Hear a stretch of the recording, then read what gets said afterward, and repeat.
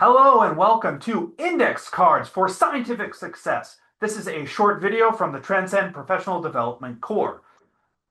The humble index card. You probably use it last while cramming for finals in school, using them as flashcards. But there's many more things you can use this piece of paper for. Today, I'll be going over 10 ways you can use index cards for your scientific work. This will be from, I think, least important to most important, so please keep watching till the end of the video. I'll save the best for last.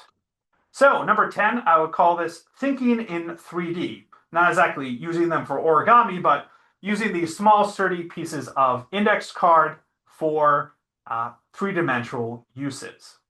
Index cards are nice because they're kind of like cardstock, so they're a little thicker. And they're really helpful for if you need something simply three-dimensional, like maybe you do like a little table tent, with writing on it, or even, something like folding it up so you have this small, stiff little piece of paper to like fit underneath,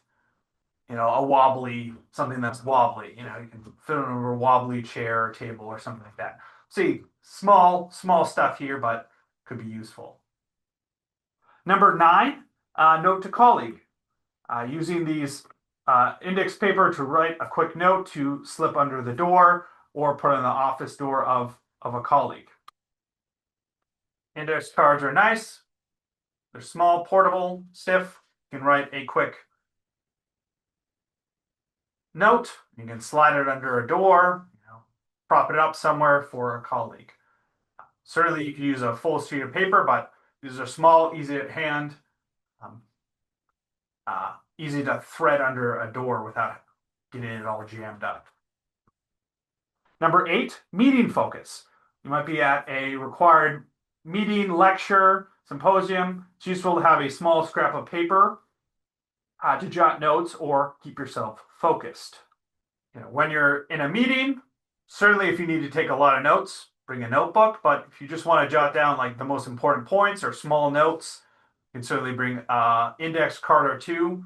Make sure you have things top of mind as you go through, or even if it's a boring meeting that you have to be at and you don't want to fall asleep, you could even use it just to, think of other ideas, to doodle, to keep yourself focused and keep yourself awake. 7, lab label.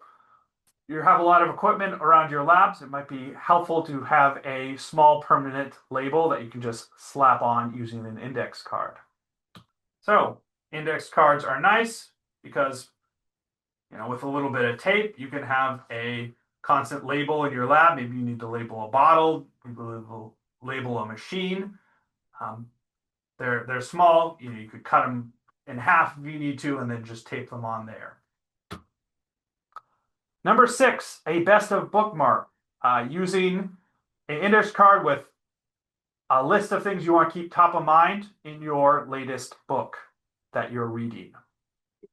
If you're reading a book, you're going to need a bookmark anyway, so why not have some items that you think are really important you want to constantly have a reminder of. So I don't have an actual book here, but pretend that this is a book. I can just use this as my bookmark, and so every time I go to read my book, I have my bookmark. It gives me a reminder of, oh, hey, I will remember these things throughout the week, throughout the year, whatever. Number 5, tiny thesis. Be able to distill down an idea into a single index card to make sure you understand the main points of a project or research idea. This concept of sort of a tiny thesis is very closely related to an idea a colleague of mine in graduate school. He had a post-it note science, and being able to fit your science into a single post-it note. This is very similar. Be able to condense an idea down to just a single index card to make sure you understand the fundamentals of it.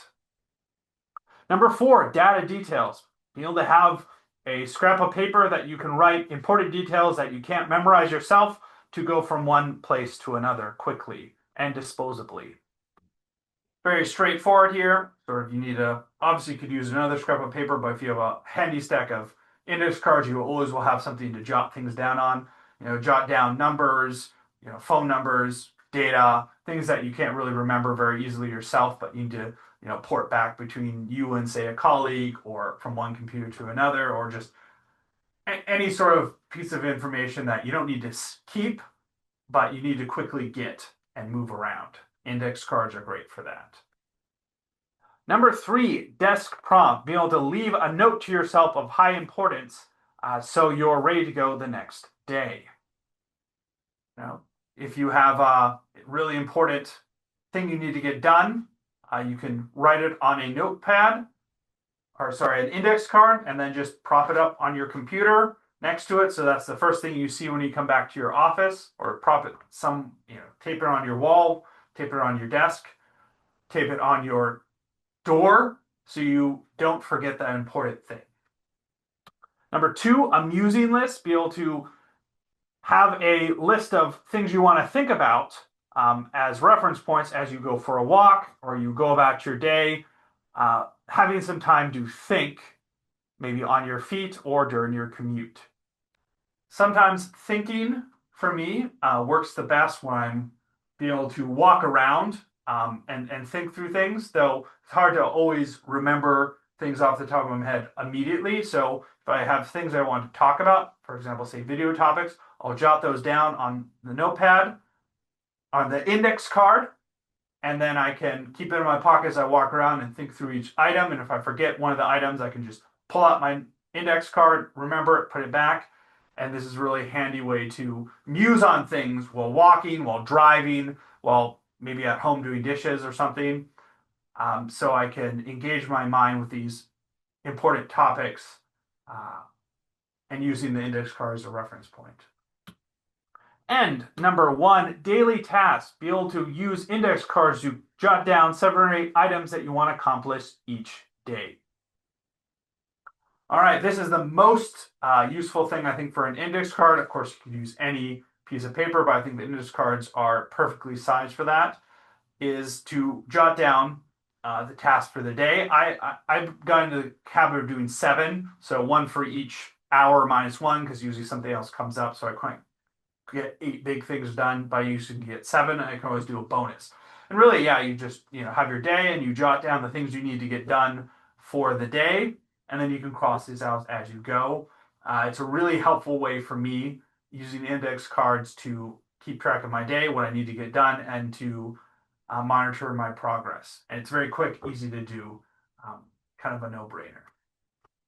So, which index card use did you like the most? You can leave a comment. I'd love to hear it. Or maybe you have your own idea for index cards. Let me know.